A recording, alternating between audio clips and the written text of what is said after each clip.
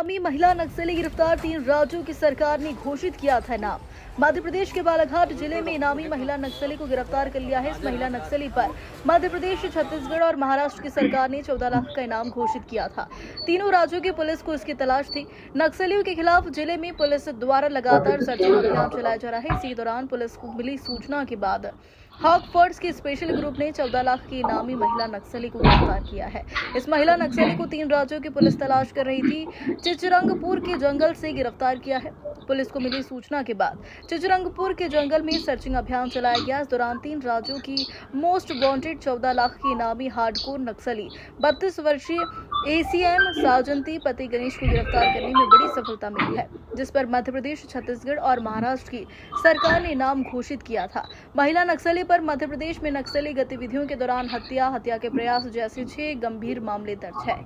Hoc force की team ने घेराबंदी कर पकड़ा है। पुलिस अधीक्षक नगेंद्र सिंह ने कहा है कि पुलिस को सूचना मिली थी कि बेहर थाना क्षेत्र अंतर्गत पड़सा टोला के चिचरंगपुर जंगली क्षेत्र में KB डिवीजन के नक्सलियों का समूह मौजूद है, जिसके बाद हॉक फोर्स के स्पेशल ग्रुप को क्षेत्र में सर्च ऑपरेशन के लिए रवाना किया था। सर्चिंग के दौरान 2 संदिग्ध दिखाई देने पर हॉक फोर्स की टीम ने घेराबंदी कर उन्हें पकड़ने का प्रयास किया, जिसमें हार्डकोर महिला नक्सली साजंती को पकड़ा है, लेकिन एक अन्य नक्सली भागने में सफल रहा।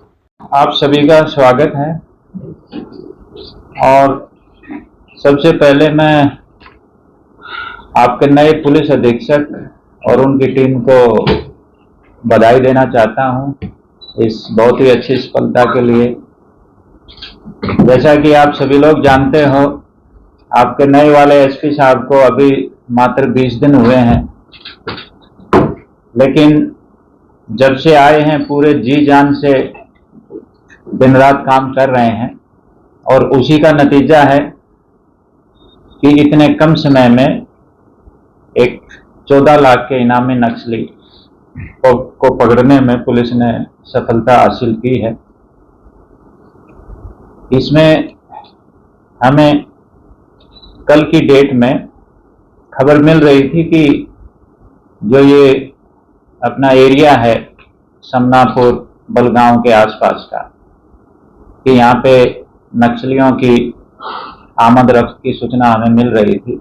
तो उसी सिलसिले में जो SOG बैयर है, उस टीम को भेजा गया सर्चिंग के लिए, जिसके प्रभारी सब इंस्पेक्टर महेंद्र सिंह हैं। जब ये सर्चिंग कर रहे थे तो इनको पता लगा कि नक्सलियों का एक दल जो गांव परसा टोला है, कि परसा टोला में राशन पानी लेने आ सकता है। तो अकॉर्डिंगली जो हमारी सर्चिंग पार्टी थी उसको रीओरिएंट किया गया, और परसा टोला एक ग्रुप 11 लोगों की पार्टी परसा टोला गांव के पास लगाई गई, और दूसरी 12 लोगों की पार्टी उससे आधा किलोमीटर दूर जंगल में लगाई गई।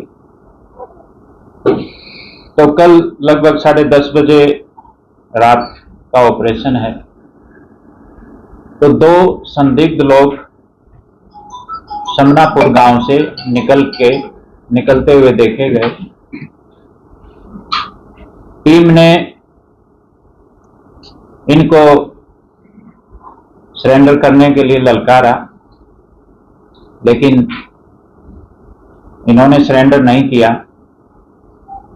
तो हमारे जो 4 लोग हैं, एक सब इंस्पेक्टर मंगरू उइके और कांस्टेबल मुनेंद्र, हरेंद्र और विजय मरसकोले, इन 4 लोगों ने अपनी जान को हथेली पे रख के एक महिला नक्सली को गिरफ्तार करने में सफलता हासिल की। दूसरा नक्सली अंधेरे का फायदा उठाते हुए जंगल की तरफ भाग गया। बाद में महिला नक्सली जो पकड़ी गई थी उसकी पहचान साजंती के तौर पे हुई है, जिसकी उम्र 32 वर्ष है, जो गढ़चिरौली की रहने वाली है। 2011 में इन्होंने CPIM पार्टी को ज्वाइन किया था। फिर वहां से 2016 में इनको MMC जोन भेजा गया, तब से ये केबी डिवीजन में काम कर रही है। इसके ऊपर 14 लाख का इनाम है तीनों स्टेट की तरफ से, और अकेले मध्य प्रदेश में इसके विरुद्ध 6 इनियस ऑफेंस रजिस्टर्ड हैं।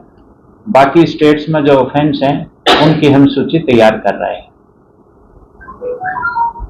इसमें क्योंकि अंधेरे का वक्त था, उसके बाद भी पूरी टीम ने अथक मेहनत की। टेरेन आप जानते हो कितना टफ टेरेन होता है यहाँ का, और बिल्कुल अंधेरे में अपनी जान की बाजी लगाकर, क्योंकि जब पुलिस पार्टी इनको लेके आ रही थी महिला को, तो नक्सलियों ने इसको छुड़ाने के लिए बीच जंगल में पुलिस पे हमला किया। पुलिस ने भी सेल्फ डिफेंस में अपनी तरफ से फायरिंग की और नक्सलियों को भागने पर मजबूर होना पड़ा। तो इसमें जो एसओजी बैयर है, उसके team leader sub inspector Mahendra और बाकी जवानों ने बहुत ही अच्छी कार्रवाई की है, जिसका नतीजा ये है कि 14 लाख एक महिला नक्सली को हम गिरफ्तार करने में कामयाब हुए। उसमें ये शामिल है।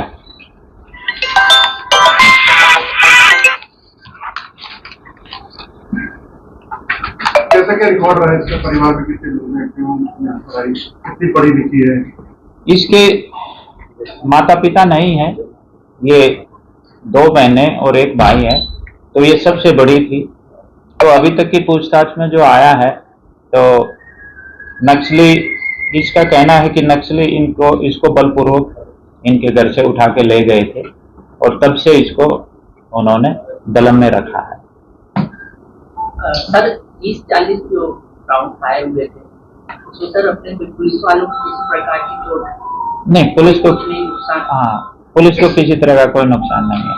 सर जो नक्सली नहीं मतलब चले गया, उनके साथ में मेल था कि फीमेल था? वो मेल है, वो मेल है। एक समर नाम का है नक्सली, वो मेल, हाँ, जो फरार हो गया। सभी सिविल यूनिफॉर्म में थे या सिविल यूनिफॉर्म में थे, और किस तरह से गाँव वाला था? ये जो 2 व्यक्ति जो गांव में राशन लेने आए थे, ये सिविज में थे, यानी कि सिविल कपड़ों में थे, और बाकी जो नक्सली हैं वो रात के अंधेरे में, ड्रेस का तो अभी हम नहीं कंफर्म कर सकते क्योंकि काफी अंधेरा था उसमें। सर पहले उनकी बात हो रही है, तो ये छत्तीसगढ़ में भी उनका ट्रेनिंग कैंप देखा जाता है, काफी बड़े स्तर पर लगता है। ये वहां पर भी कभी ट्रेनिंग में गई है, कुछ आया है? ये 2011 में जो गढ़चिरौली में भर्ती हुई है, तो जब भी कोई इनका नया काडर भर्ती होता है तो उसमें भी ट्रेनिंग दी जाती है। फिर इनको एमएमसी जोन के लिए भेजा गया, तो ये 2016 में इनको भेजा गया। तो टांडा एरिया में इनकी पहले ट्रेनिंग हुई, और इनकी ट्रेनिंग जो नक्सली पार सिंह थे जिन्होंने 2018 में सरेंडर किया था, उन्हीं की देख रेख में इनकी ट्रेनिंग हुई, और ट्रेनिंग होने के बाद इनको 2016 में ही केबी डिवीजन में भेज दिया गया। दिलीप कुमार जो बड़ा नक्सली था, वो पकड़ाया गया था, उनके साथ में भी ये मौजूद थी, मतलब उस टाइम में जब दिलीप कुमार यहाँ पर? नहीं, दिलीप गुआ वो जीआरपी में रहा है, और 2015 में वो गिरफ्तार हुआ था, तो ये तो 2016 में आई है। अरे 2022 में वनचौकी जामखेड़ा में जो एनकाउंटर हुआ था, उसमें गणेश मारा गया था, उससे कोई संबंध? हाँ, वो इसके पति थे। जो गणेश जामसेरा मारे गए थे, वो साजंती के इस महिला नक्सली के पति थे। जिस तरह से नक्सलियों में दहशत हुई है, इसके पहले तो अब तक देखा गया है कि नक्सली जब भी मिले तो मारे गए। अब तो पहली बार आपने जीवित पकड़ा है, तो क्या उनके लिए कोई सरेंडर पॉलिसी या कुछ ऐसा? नहीं, हमने पहली बार नहीं पकड़ा है, पहले भी